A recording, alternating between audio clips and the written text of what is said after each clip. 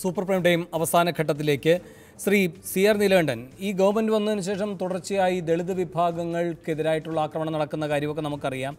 കലാപ സ്വഭാവത്തിൽ വരെ അത് വളർന്നിട്ടുണ്ട്. ഇപ്പോൾ 2015 രാജസ്ഥാനിലെ ജാട്ട് ദളിത് കലാപം, 2016 അങ്ങ് ഈ പറഞ്ഞതുപോലെ രോഹിത് വെമുല അടക്കമുള്ള കാര്യങ്ങൾ, 2016 തന്നെ ഈ ഉന സംഭവം.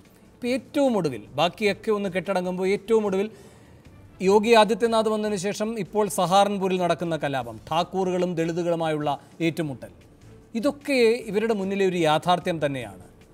അതിനെ കാണാതെ ഇരിക്കുന്നു. പ്രതിപക്ഷത്തിൻ്റെ ഐക്യത്തിലൊരു വിള്ളൽ ഉണ്ടാക്കുക എന്നതും മാത്രമാണ് ഇപ്പോഴത്തെ അവരുടെ പരിമിത ഉദ്ദേശ്യം എന്ന് വിലയിരുത്താൻ കഴിയുമോ? മറുവശത്ത് ശ്രീ എം ഡി രമേശൊക്കെ വെറും വാചകം പറയുക മാത്രമല്ല, അവരത് സ്ഥാപിക്കുന്നുണ്ട്. ഏറ്റവും കൂടുതൽ ദളിത് പിന്തുണ കിട്ടിയിട്ടുള്ളത് അവർക്കാണ്. ഏറ്റവും കൂടുതൽ ദളിത് പ്രാതിനിധ്യം ഈ പറയുന്ന നിയമനിർമ്മാണ സഭകളിൽ ഉറപ്പുവരുത്താൻ കഴിഞ്ഞത് അവർക്കാണെന്ന് പറയുന്നു. ഈ വൈരുദ്ധ്യത്തെ എങ്ങനെയാണ് കാണുന്നത്? അല്ല, ഒരു കാര്യം രമേശ് പറഞ്ഞത്, ഇപ്പോൾ ദളിതരുടെ വലിയ തോതിൽ ഇന്ത്യയിലെ വോട്ടുകൾ BJPക്ക് കിട്ടുന്നുണ്ട്. പക്ഷേ കഴിഞ്ഞ കാലത്തെ മുഴുവൻ തെരഞ്ഞെടുപ്പുകളിലും അത് ഒരു പരിധി വരെ കോൺഗ്രസിനായിരുന്നു ഏറ്റവും കൂടുതൽ കിട്ടിയത്. കേരളത്തിൽ വരുമ്പോൾ അത് CPMനാണ്. മറ്റ് സംസ്ഥാനങ്ങളിൽ ഓരോ പാർട്ടികൾക്കാണ്. മായാവതിയുടെ രാഷ്ട്രീയം, BSP രാഷ്ട്രീയം ഉയർന്നു വന്നപ്പോൾ അവർക്കാണ്. ഇതൊക്കെ കഴിഞ്ഞിട്ടും ദളിതരുടെ അവസ്ഥ ഇന്നത്തെ ഈ പറഞ്ഞ എല്ലാവരും അംഗീകരിക്കുന്ന ദുരിതാവസ്ഥയാണ് എന്ന് അവർ തിരിച്ചറിയുന്ന ഒരു സ്വത്വത്തിൻ്റെ രാഷ്ട്രീയമാണ് ഇപ്പോൾ ഉയർന്നു വരുന്നത്. അതാണ് ഞാൻ പറഞ്ഞത്. ഇപ്പോൾ ഹരിജനോദ്ധാരണം മുതൽ ദളിത് രാഷ്ട്രീയം, ഇപ്പോൾ നേരത്തെ കരുണാകര സഖാവിനോട് ചോദിച്ചല്ലോ എന്തുകൊണ്ട് PBയിൽ ഒരാളില്ലാന്ന്. ഈ ചോദ്യം ചോദിച്ചത് രോഹിത് വെമുലയാണ്. SFIയിൽ നിന്ന് രാജിവെച്ച് രോഹിത് വെമുല ചോദിച്ച ചോദ്യമാണ്. രോഹിത് വെമുലയുടെ ചോദ്യം CPMനോട് മാത്രമായിരുന്നില്ല, അല്ലെങ്കിൽ ഉനയിലെ ചോദ്യം അതായിരുന്നില്ല. ദളിത് രാഷ്ട്രീയം നാളിതുവരെ കണ്ട ഒരു മേലാള രാഷ്ട്രീയം, മേലാളന്മാർ ദളിതരെ നന്നാക്കാൻ നടത്തുന്ന ഒരു രാഷ്ട്രീയത്തിൽ നിന്ന് വ്യത്യസ്തമായി അവർ സ്വയംഭൂവായി ഉയർന്നു വരുന്നൊരു പുതിയ രാഷ്ട്രീയത്തിലേക്കാണ് ഇപ്പോൾ പോകുന്നത്. ആ രാഷ്ട്രീയമാണ്. അതിനെ നേരിടാൻ ഈ പറഞ്ഞ ചെപ്പിടി വിദ്യയൊന്നും പോരാ എന്നാണ് ഞാൻ പറഞ്ഞത്. അവർ ഭൂമിക്ക് വേണ്ടി ചോദിക്കുന്നു. മറ്റത് അവർ സംവരണത്തിനോ അല്ലെങ്കിൽ ചെറിയ ചെറിയ ആവശ്യങ്ങൾക്കാണ് ഇതുവരെ ദളിതർ സമരം നടത്തിയിട്ടുള്ളത്. അവരെ അങ്ങനെയാണ് സാറ്റിസ്ഫൈ ചെയ്തിട്ടുള്ളത്.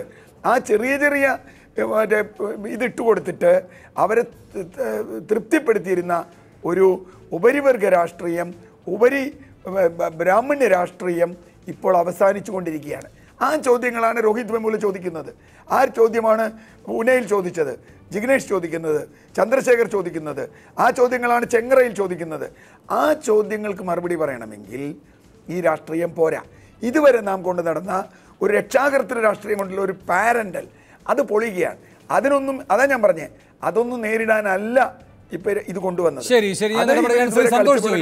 ഇതൊക്കെ ശരിയാണ്. ഇതൊക്കെ ദീർഘകാല രാഷ്ട്രീയ ലക്ഷ്യവുമായി ബന്ധപ്പെട്ട ചോദ്യങ്ങളാണ്. പക്ഷേ ഇവിടെ അടിയന്തരമായി ജൂലൈ 17 തെരഞ്ഞെടുപ്പ് നടക്കുന്നു, 20 റിസൾട്ട് വരുന്നു. അതിനു മുൻപുള്ള കരുനീക്കങ്ങളാണ് ഇപ്പോൾ നടക്കുന്നത്. ഇതിന് മുന്നിൽ പ്രഥമ പരിഗണനീയമായി വരുന്ന ചില വിഷയങ്ങളില്ലേ? 9 പ്രധാനമന്ത്രിമാരെ സംഭാവന ചെയ്തിട്ടുണ്ട് UP, ഒരു രാഷ്ട്രപതിയുമില്ല.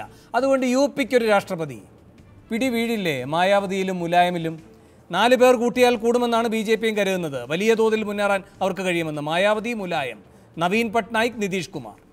ഈ UPയിലെ ഈ 2 പേർക്കും ഈ കാര്യത്തിൽ മുഖം തിരിച്ചു നിൽക്കാൻ കഴിയുമോ? പിന്നെ വേറൊരു കാര്യം എന്തൊക്കെ പറഞ്ഞാലും അങ്ങ് പറഞ്ഞതുപോലെ മാധ്യമപ്രവർത്തകരോട് വക്താവായി പ്രതികരിക്കാനൊക്കെ വിമുഖനാണെങ്കിലും ചെയ്യേണ്ട കാര്യങ്ങൾ ഇദ്ദേഹം ചെയ്തിട്ടുണ്ട്. അദ്ദേഹത്തിൻ്റെ കാൺപൂരിലെ ഈ പറയുന്ന കുടുംബ വീട്, അത് ദളിത് വിഭാഗങ്ങൾക്ക് തന്നെയുള്ള പൊതുവായ താമസ സ്ഥലമാക്കി അദ്ദേഹം മാറ്റിയിട്ടുണ്ട്. അദ്ദേഹം ഫ്രീ ലീഗൽ എയ്ഡ് സൊസൈറ്റി ഡൽഹിയിൽ പ്രവർത്തിക്കുമ്പോൾ ചെയ്തിട്ടുള്ളത് മുഴുവൻ ഇത്തരം ആളുകൾക്ക് വേണ്ട സൗജന്യ നിയമസഹായമാണ്. എന്തിനേറെ രാജ്യസഭയിൽ MP ആയിരിക്കുമ്പോൾ വാജ്പേയി ഭരിക്കുന്ന കാലത്ത് ഈ 97 കേന്ദ്ര സർക്കാർ SC/STകൾക്ക് വിരുദ്ധമായ ഓർഡറുകൾ ഇറക്കിയപ്പോൾ അതിൻ്റെ പ്രക്ഷോഭത്തിൻ്റെ മുൻനിരയിൽ നിന്നു. ആ കേന്ദ്ര സർക്കാർ നടപടികളുടെ തിരുത്തൽ ശക്തിയായി. അപ്പോൾ ഒരു ക്ലീൻ ഇമേജ് ഉണ്ട്. സ്വീകാര്യത കൂടില്ലേ? പ്രാദേശികത, ഈ വ്യക്തിയുടെ സ്വീകാര്യത പ്രതിഭ പാട്ടീലിനെ പോലെയൊന്നുമല്ല. അഴിമതിയുടെ കറ തീണ്ടിയിട്ടില്ല, ഒരു ബാങ്കിൻ്റെയും പറ്റിച്ചിട്ടില്ല. ഇതൊക്കെ ഘടകമാകില്ലേ? ചുരുക്കം വാക്കുകളിൽ സന്തോഷ്. വേണു, ഒരു നല്ല വർക്കർ മാത്രമല്ല, ഒരു സൈലൻറ്റ് വർക്കറാണ് രാംനാഥ് കോവിന്ദ്. ഞാൻ പറഞ്ഞല്ലോ, അതാണ് ഒരു നല്ല ഒരു ക്വാളിഫിക്കേഷൻ ഇന്നത്തെ ദിവസം മോദിയുടെ കൂടെ വർക്ക് ചെയ്യേണ്ട ആർക്കും.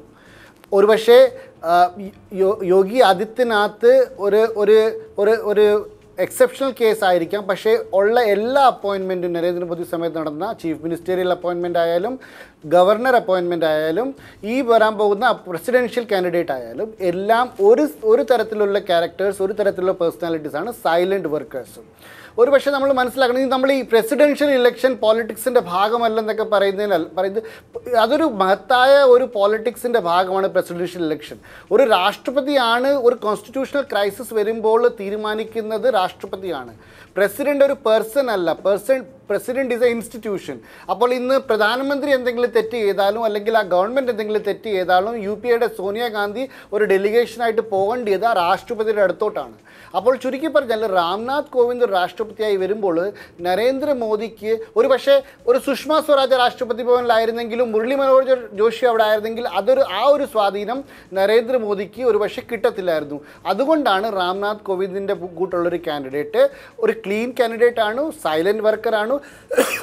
അതുമാത്രമല്ല RSSൻ്റെ ഒരു കാഡറിൻ്റെ ഭാഗമല്ലെങ്കിലും RSSൻ്റെ കൂടെ പല വേദികളിൽ വർക്ക് ചെയ്ത ഒരു വർക്കറാണ്. അപ്പം ചുരുക്കി പറഞ്ഞാൽ RSSൽ ഒരു ഫുൾ അക്സെപ്റ്റബിലിറ്റി ഉണ്ട്. ഒരു RSS ആണെന്നുള്ളൊരു ടാഗോ സ്റ്റിഗ്മ ഇല്ലാത്ത ഒരാളാണ്. ചുരുക്കി പറഞ്ഞാൽ ഒരു ചരിത്രം BJP ക്രിയേറ്റ് ചെയ്യുകയാണ്. 2 പ്രാവശ്യം രാഷ്ട്രപതി ഉണ്ടാക്കിയ ആവശ്യം വന്നു. ഒരു പ്രാവശ്യം മുസ്ലിമിനെ കൊടുത്തു, ഒരു പ്രാവശ്യം ദലിതിനെ കൊടുത്തു. അപ്പോൾ NT മുസ്ലിം NT ദലിത് എന്ന് പറയുന്ന ഈ BJP 2 രാഷ്ട്രപതി ഈ 2 കമ്മ്യൂണിറ്റിയിൽ നിന്ന് ഉണ്ടാക്കി. വലിയ തന്ത്രപരമായ സന്ദേശം തന്നെയാണ് BJP നൽകിയിരിക്കുന്നത്. BJP ഇന്ന് അവരുടെ തന്ത്രം പുറത്തെടുത്തു. 22-ാം തീയതി വരെ കാത്തിരിക്കാം പ്രതിപക്ഷത്തിന്റെ മറുതന്ത്രത്തിന്. ഈ ചർച്ചയിൽ പങ്കെടുത്ത എല്ലാവർക്കും നന്ദി. സൂപ്പർ പ്രൈം ടൈം അവസാനിക്കും.